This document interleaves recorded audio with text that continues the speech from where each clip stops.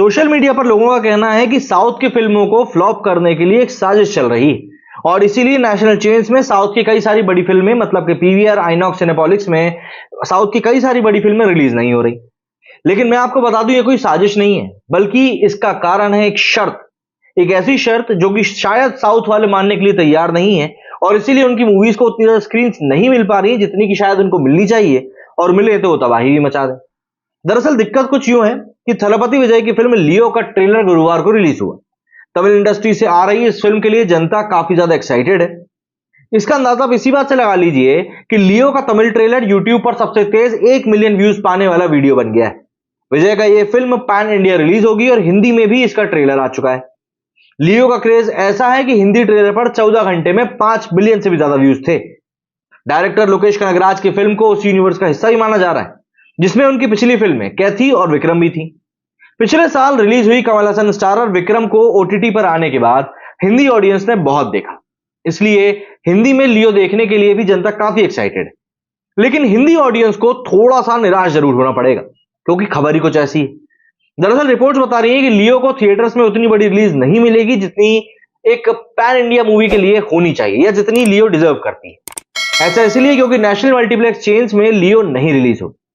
Reports के मुताबिक इसकी वजह है कि फिल्म के ओटीटी रिलीज में 8 हफ्तों का गैप होना चाहिए।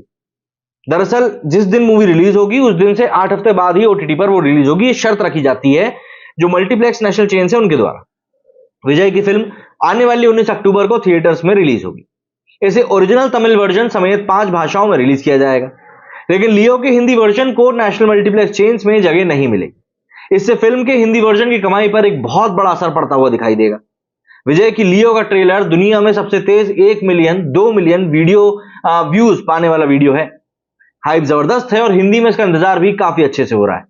लेकिन हिंदी में पीवीआर, आइनॉक्स, सिनेपॉलिस जैसी बड़ी नेशनल चेन्स में ये रिलीज नहीं होगी। नेशनल सिनेमा चेन्स ने नियम बनाया है कि थिएटर्स में उसी फिल्म को रिलीज करेंगे जिसकी ओटीटी रिलीज थिएट्रिकल रिलीज से 8 हफ्ते दूर रखी जाए। लेकिन लियो के मेकर्स ओटीटी रिलीज के लिए 4 हफ्ते की विंडो रखना चाहते हैं। अब पंगे की वजह क्या ये भी समझ लीजिए। नेशनल मल्टीप्लेक्स चेन्स और बहुत सारे सिंगल स्क्रीन्स ने यह तय किया कि वो अपने थिएटर्स में उन्हीं फिल्मों को दिखाएंगे जो कि ओटीटी पर कम से कम 8 हफ्ते बाद रिलीज। इस गैप की वजह यह है कि लॉकडाउन में थिएटर्स का बहुत बुरा हाल हो गया था। बिजनेस पटरी पर लाने के लिए जरूरी था कि जनता फिल्म देखने के लिए थिएटर्स तक आए। सीधा लॉजिक है कि ओटीटी प्लेटफॉर्म पर फिल्म आने के बाद लोग घर पर ही से देखना ज्यादा प्रेफर करते हैं। इसीलिए थिएट्रिकल और डिजिटल रिलीज के बीच में एक अच्छा बैलेंस बनाने के लिए ये 8 हफ्तों का गैप तय किया गया।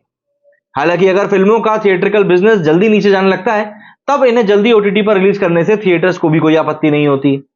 लेकिन अगर फिल्म थिएटर्स में अच्छी चल रही हो तो उसे जल्दी ओटीटी पर आने से सीधे सीधे नुकसान ही होता है। जैसे कार्तिक आर्यन की फिल्म भूल भुलैया 2 20 मई को थिएटर्स में रिलीज हुई थी और 1 महीने के अंदर ही 19 जून को ओटीटी पर आ गई। कई ट्रेड एक्सपर्ट्स का मानना था 185 करोड़ रुपए का नेट कलेक्शन करने वाली ये फिल्म अगर कुछ हफ्ते के गैप के साथ ओटीटी पर आती तो थिएटर्स में इसकी कमाई और बेहतरीन होती, 200 करोड़ का आंकड़ा ही पार कर सकती थी नेट कलेक्शन। साउथ में तो अब ये नियम अक्सर टूटने लगा है। वहां मेकर्स थिएट्रिकल रिलीज के बाद डिजिटल के लिए 4 हफ्ते का गैप रखने लगे। लेकिन नॉर्थ इंडिया में मामला ज्यादा कड़ा है और इसकी वजह है कि यहां के फिल्म बिजनेस में मल्टीप्लेक्स का योगदान ज्यादा है। रिपोर्ट्स बताती हैं कि देश के सिंगल स्क्रीन थिएटर्स में 62% दक्षिण भारत में है। साउथ में एक मूवी के प्रदर्शन का 70 से 75 हिस्सा सिंगल स्क्रीन के पास है। इसके ठीक उलट उत्तर भारत में 70 से 80% का जो बिजनेस है वो मल्टीप्लेक्सेस के पास है। यानी यहां मल्टीप्लेक्स चेन्स ने रिलीज से इनकार किया तो फिल्म के लिए बाकी का बिजनेस बहुत कम बचेगा। कोविड-19 महामारी की वजह से जब लॉकडाउन लगा तो लंबे समय तक थिएटर्स बंद रहे। ऐसे में तमाम बड़े स्टार्स की फिल्में ओटीटी पर रिलीज होने लगी। फिल्मों पर मेकर्स का पैसा लगा था और उस समय किसी को आइडिया नहीं था कि थिएटर्स दोबारा नॉर्मल तरीके से कब तक खुल पाएंगे। ऐसे में फिल्मों को ओटीटी प्लेटफॉर्म पर रिलीज करना प्रोड्यूसर्स के लिए एक अच्छा सॉल्यूशन था। फिल्म बिजनेस का यह गणित अब किसी से छुपा नहीं कि ओटीटी के आने से मेकर्स के पास फिल्म से प्रॉफिट कमाने का एक बड़ा जरिया उपलब्ध है। लॉकडाउन के बाद वाले दौर में जब थिएटर्स को पहले ज्यादा या यूं कहें पहले आधी कैपेसिटी में खुलने की इजाजत नहीं थी तो हिंदी में भी कई फिल्में 4 हफ्ते के बाद ही ओटीटी पर रिलीज हुई। भूल भुलैया 2, सम्राट पृथ्वीराज, शमशेरा, एक विलन रिटर्न जैसी फिल्में इसमें शामिल हैं। लेकिन इसी दौर में थलपति विजय की मास्टर ने ओटीटी रिलीज का माहौल बदलने वाला काम किया। लॉकडाउन के बाद आधी कैपेसिटी में चल रहे थिएटर्स में रिलीज हुई ये फिल्म 15 दिन के अंदर ओटीटी पर रिलीज हो गई। थिएटर्स में 113 करोड़ रुपए का ग्रॉस कलेक्शन करने वाली इस फिल्म ने साउथ में एक ऐसा ट्रेंड शुरू कर दिया और ओटीटी रिलीज का गैप कम होने लगा। अब फिल्मों के बिजनेस के लिए कौन ज्यादा फायदेमंद है, ये भी आप समझ लीजिए। दरअसल फिल्म के थिएटर्स में पहुंचने से पहले होने वाली डील में डिजिटल स्ट्रीमिंग के राइट्स का हिस्सा बहुत बड़ा होता है। फिल्म के हिट या फ्लॉप होने का पैमाना अब भी थिएट्रिकल बिजनेस को ही माना जाता है, लेकिन ओटीटी के आने के बाद मार्केट से एक फिल्म पर लगी इन्वेस्टमेंट का वापस आना और उस पर प्रॉफिट कमाना कोई बड़ी बात नहीं है। एग्जाम्पल के लिए रिपोर्ट्स बताती हैं कि शाहरुख खान की जवान का बजट 300 करोड़ रुपए से ज्यादा था, लेकिन फिल्म के डिजिटल राइट्स ही 250 करोड़ रुपए में बिक गए। इसमें म्यूजिक और सैटेलाइट राइट्स जोड़ दिया जाए तो लगभग बजट के बराबर कमाई हो चुकी थी। थिएटर्स में रिलीज से पहले ही मूवी इतनी कमाई कर चुकी थी, उसका पूरा का पूरा बजट रिकवर हो गया। फिल्म को थिएटर्स में ले जाने वाले डिस्ट्रीब्यूटर्स ने मेकर्स को जो मिनिमम गारंटी दी होगी, उसी से जवान जैसे बड़े बजट की फिल्म ने प्रॉफिट निकाल लिया होगा। इसी तरह 600 करोड़ रुपए के बजट में बनी आदिपुरुष भले थिएटर्स में बुरी तरह फ्लॉप हुई हो, मगर ये मानना गलत होगा कि इससे फिल्म के इन्वेस्टमेंट पर हुआ घाटा भी 600 करोड़ रुपए का होगा। ओटीटी डील फिल्म के प्रोड्यूसर्स का फाइनेंशियल रिस्क कम कर देती और एक अच्छा खासा प्रॉफिट भी तय कर देती। थिएटर्स में रिलीज और डिजिटल रिलीज में जितना कम गैप होगा, डिजिटल राइट्स के प्राइस उतने ज्यादा मिलेंगे। इसी वजह से ये गैप थिएटर्स और फिल्म मेकर्स के बीच एक पंगे की वजह बन चुका है। अगस्त में बॉक्स ऑफिस पर हुए महाक्लैश में जहां बॉलीवुड से गदर 2 और ओएमजी 2 थी, तो वहीं साउथ से रजनीकांत की जेलर थी।